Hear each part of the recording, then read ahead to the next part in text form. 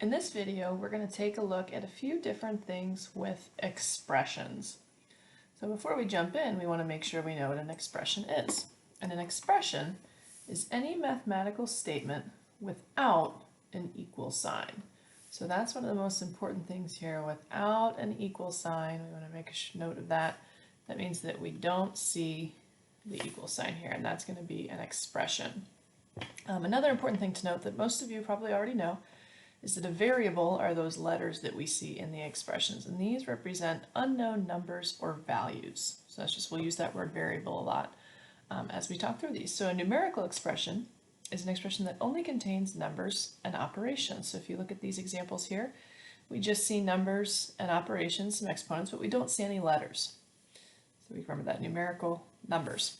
For the algebraic expressions, this is where we see those unknown values, those variables. So the algebraic ones have the variables.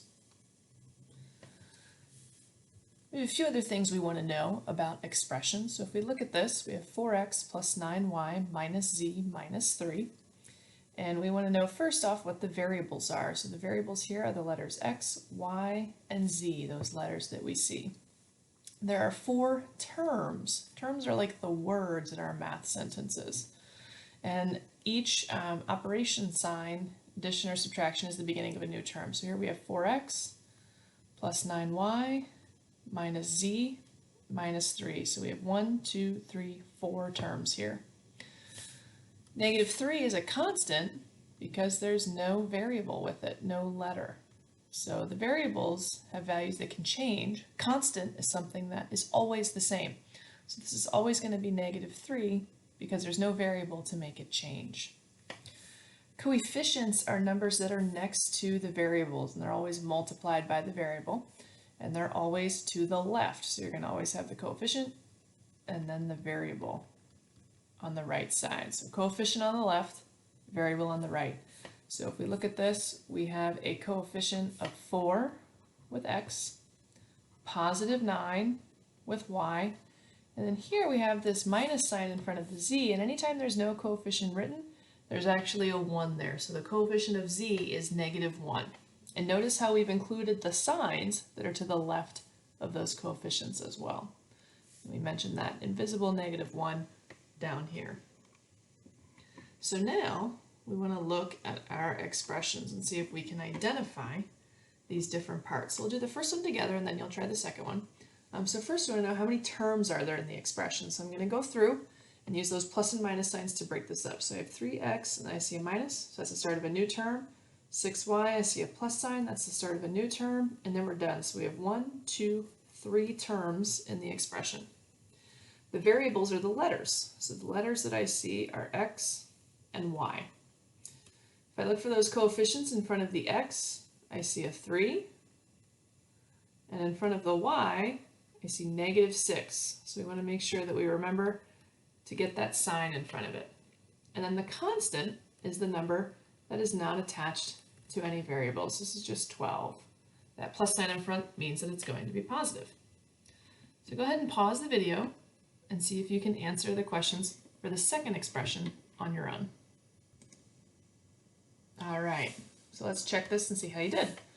We go through and we use those plus and minus signs to figure out our terms. So we have one here, here, here, and here. So that's 1, 2, 3, 4, 5 terms. The variables are going to be our letters. We have A, B, C, and D. So those are my variables. And now we want coefficients. So the coefficient of B is going to be the number next to B. So that is going to be positive 10. And then the coefficient of C, we have that minus sign there, and we want to remember that we have the hidden 1. So the coefficient of C is negative 1.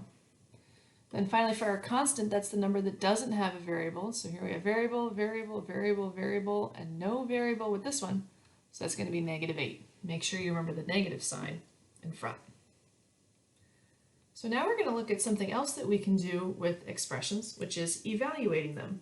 So we are always going to be given numbers that are called replacement values. And these are numbers that are going to be replacing the variable. Another word that we use for this in math is substitution.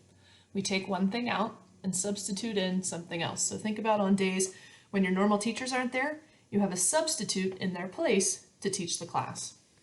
So the first thing that we're going to do for these is rewrite the question, but instead of the variables, instead of the letters, I'm going to put in empty parentheses. So I've taken out the x, and I've put in empty parentheses, and I've taken out the y, and I've put in empty parentheses. Remember, the variable is a placeholder for a number. So it could be any number that we want, but we have these replacement values that are telling us what we need to use. So if I look at those replacement values, I can see that x is supposed to be 4. So in place of the x, I'm going to fill in a 4. If I look at my list, I can see that y is supposed to be -2. So in place of the y, I'm going to fill in -2.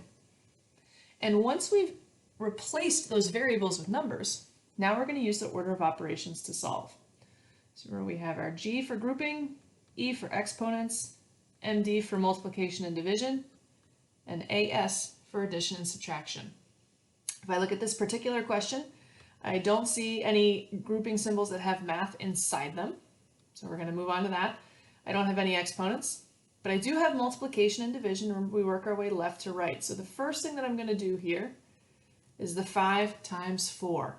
5 times 4 is 20, and the rest of this is going to come down exactly the same as it is because I haven't touched it yet. We're still in that multiplication division step because we still have this multiplication here. So 3 times -2 is going to be -6, and we have the 20 and the subtraction there. So now this is 20 minus -6, which is really the same thing as 20 plus 6. And we can still use the Desmos calculator here if we want to. So 20 plus 6 is 26, which means that our final answer is 26. Pause the video and go ahead and do the substitution for the next example. All right, so go ahead and check your substitution. Make sure you have the right value in for A, B, and C. Now pause the video and use the order of operations to solve. Remember, we start with grouping symbols, then we move on to exponents, multiplication and division, and addition and subtraction. All right, so go ahead and check your work and see how you did. We start with the grouping, which is our absolute value symbol. So we multiply 4 times -5, which gives us -20. And the absolute value of -20 is 20. Then we have an exponent, so -3 squared, being careful with the parentheses when we use the calculator, is 9.